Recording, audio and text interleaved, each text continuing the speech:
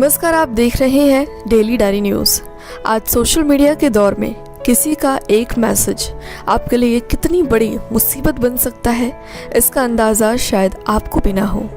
ऐसा ही एक मामला दारा सेना के राष्ट्रीय अध्यक्ष मुकेश जैन झेल रहे हैं। उनका कहना है कि उनके नाम से कुछ सालों पहले मैसेज वायरल हुआ, जिसका दंड वो आज तक भुगत रहे हैं। उन्होंने मीडिया से बात करते हुए बताया कि कोरोना काल में जब जगन्नाथ रथ यात्रा पर कोर्ट रोक लगाई थी उसने, उस समय कहीं से एक मैसेज वायरल हुआ था कि मैंने लोगों को सरकार को जूता मारने के लिए आह्वान किया है, जो कि बताया जा रहा था कि मेरे ही मोबाइल से मैसेज फॉरवर्ड किया गया था और उसी जुर्म में मेरे ऊपर कई जगह केस दर्ज कर लिया गया, जिसके लिए मुझे 14 महीने जेल में रहना पड़ा। लेकिन मैं बिल्कुल निर्दोष हूँ, मुझे एक साजिश के तहत फंसाया गया है। मुकेश जैन ने और कुछ क्या कहा, आइए सुनते हैं उनकी बातें।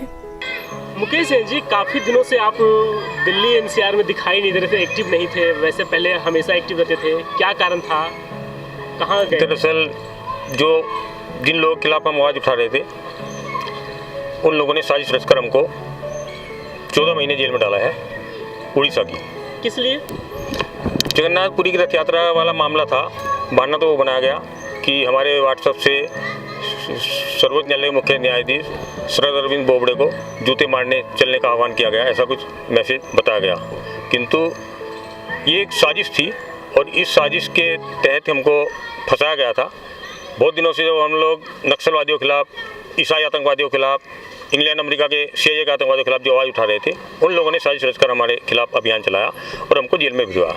आपने देखा ही होगा कि हम लगातार कह रहे थे कि सुप्रीम कोर्ट में जो प्रधानमंत्री नरेंद्र मोदी की हत्या की साजिश रच रहे थे, उन हत्यारों की एप्लीकेशन 3:30 बजे लगती है, 4 बजे सुनाई और 5 बजे दीपक मिश्रा साहब लगातार उनको बेल दे देते थे। ये बात हम लगातार उठा रहे थे कि इसकी एक बड़ी साजिश देश में बड़े बड़े संस्थानों पर कब्जा किए बैठी है और वो मतलब उन लोगों को बेल दे रही है जो कि प्रधानमंत्री नरेंद्र मोदी का मारने से रही। इसके अलावा हम लगातार कह रहे थे कि पटाखों पर रोक लगाकर 130 करोड़ हिंदुस्तानियों को महामारी फैलाकर मारने की साजिश है। स्वामी ओम जी और हम लगातार आप देख रहे होंगे कि 2016 से हम लोग लगातार ये बात कह रहे थे, वो बात सच साबित हुई।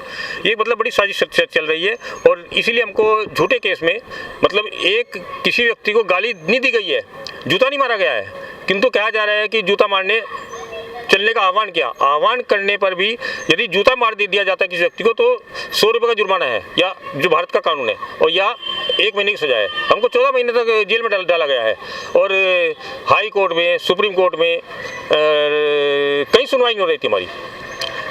जो लोअर कोर्ट थे वहाँ के मजिस्ट्रेट, हम कहते थे कि इसमें सैंक्शन नहीं है 153A, 153B और 295 में राज्य की मंजूरी या केंद्र सरकार की मंजूरी जरूरी है। उसकी बिना मंजूरी के आप ये मुकदमा नहीं चला सकते हैं। वो मजिस्ट्रेट आके बंद करके बैठ जाते थे, इसको जेल में डाल रखा है। आखिर किसने किया था?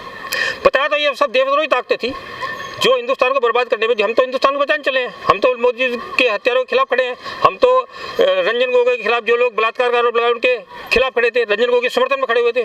तो वो देवद्रोही ताकतें हर जगह बैठी हुई है, वो नहीं हर जगह, हर महकमे में वो देवद्रोही ताकतें। मुझे नहीं पता मेरे बराबर कौन बैठा, CIA का एजेंट है या देशभक्त है। आज की तारीख मतलब बड़ी स्थिति, खतरनाक स्थिति है।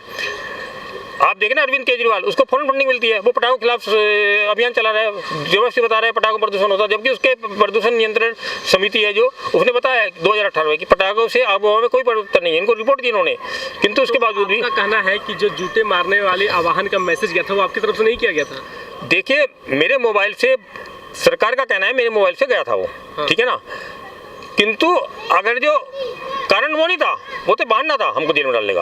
अच्छा, आप नरेंद्र मोदी जी को कैसा समझते हैं, कितना जानते हैं?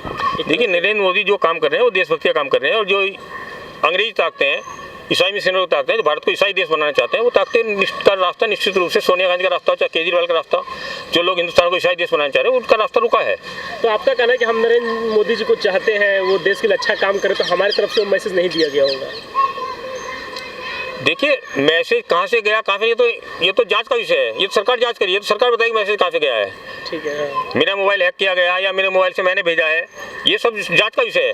किंतु एक गाली देने पर तुम झूठे मुकदमे लगा रहे हो, और वो भी सुप्रीम कोर्ट में अभियान चल रहा है झूठे मुकदमे का। 153A, 153B, 295 सरकार की मंजूरी नहीं है। बिना सरकारी मंजूरी से मजिस्ट्रेट फाइल को फेंक के मारना चाहिए, किंतु फाइल को बैठे हुए लगा के बैठे, 14 महीने तक उनको जेल में डाला हुआ है। हाई कोर्ट, सुप्रीम कोर्ट सब फाइल को दबा के बैठे हुए थे।